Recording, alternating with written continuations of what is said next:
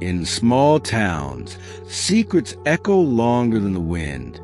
They hide beneath every friendly wave, every closed curtain, every polite smile that doesn't quite reach the eyes.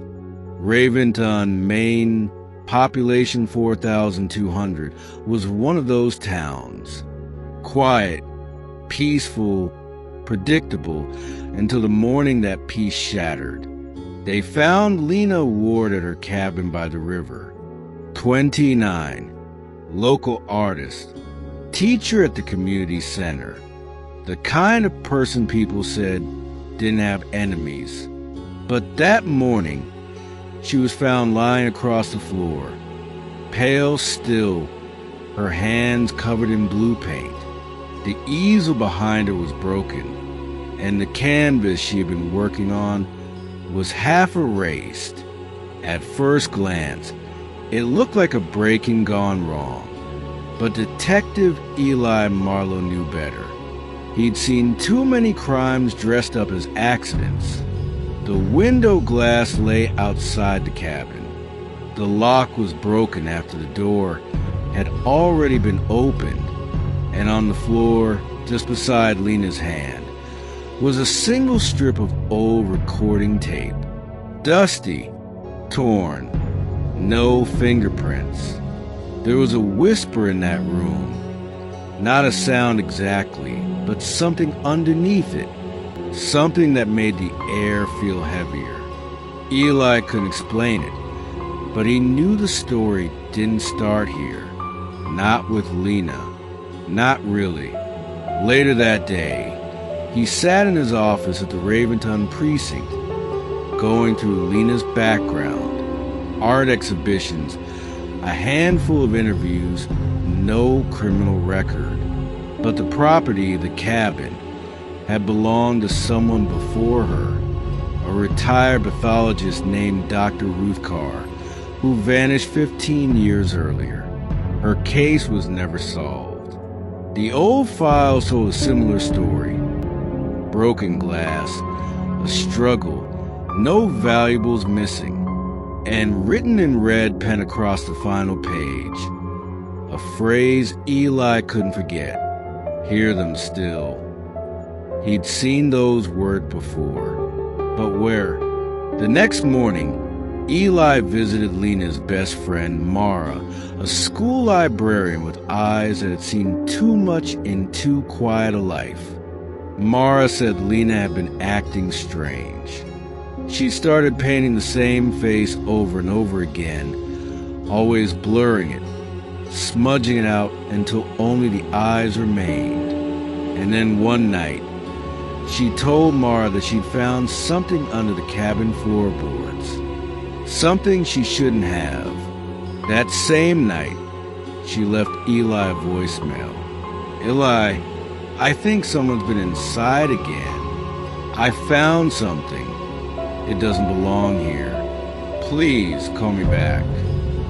But he never got the chance. The next evening, Eli drove to the cabin. The rain hadn't stopped all day. It came down in sheets, turning the dirt road into rivers of mud. Inside, everything was the same except for the painting. The unfinished one. It was turned toward the wall as if someone or something didn't want it seen. He turned it around and froze. Lena had painted herself, standing beside a man in shadow. The face was blurred, but the posture, the stance, it was his. Detective Eli Marlow. A sharp chill crept through his spine.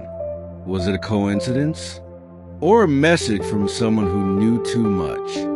When he looked down again, he noticed faint streaks of red mixed with the paint.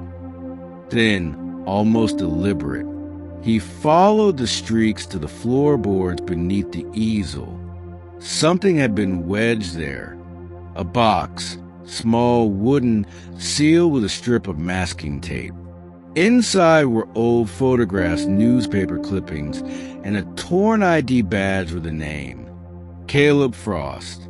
a private investigator who disappeared in 2008. He'd been hired to find Dr. Ruth Carr, the same doctor who used to own this cabin. Eli leaned back against the wall. The whisper was louder now. Not a sound, but a feeling crawling to the back of his mind. Over the next few days, he went through every missing person's file connected to the area. 4 names, all gone, all linked to the same property. When he compared their case photos, he noticed something strange. Each had been edited, smudged at the corners, details missing. And when he ran the prints from Lena's scene, they matched someone else entirely. Someone from Dr. Carr's original case. Whoever had done this wasn't erasing history. They were rewriting it. 3 nights later, a call came in from an unknown number.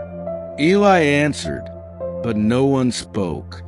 Only a faint hiss of tape rolling in a recorder. Then a voice. "Detective Marlow, you shouldn't have opened that box." He froze. The line clicked dead. Outside, thunder cracked. And when he looked toward the window, he swore he saw someone standing across the river, still as a statue, face hidden beneath a hood.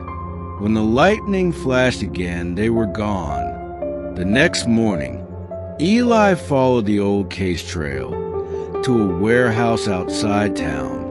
It had once belonged to a research facility called the Raventon Institute, shut down after a series of ethical violations. No one talked about it. No one even admitted it existed.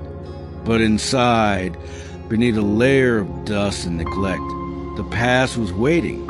He found a room filled with old videotapes, hundreds of them, each labeled with a name and a number.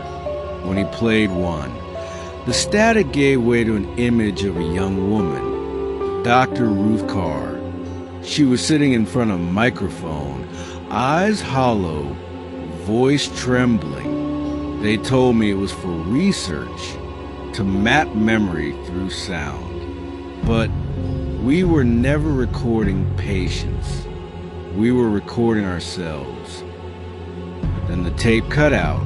Eli stood there in silence, every breath colder than the last.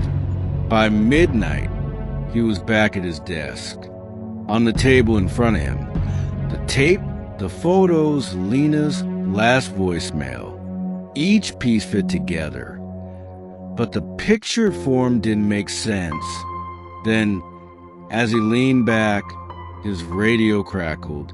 No signal, no channel, just a whisper that wasn't supposed to be there.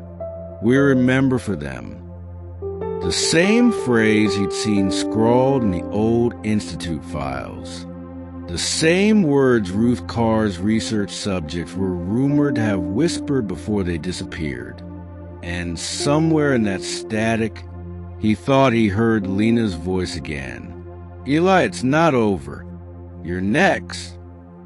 He barely slept that night. Dreams and reality started blending, faces changing in the dark. And when he woke up, his phone was vibrating. A new voicemail. No number. Just the sound of footsteps. And then a single word, spoken by his own voice.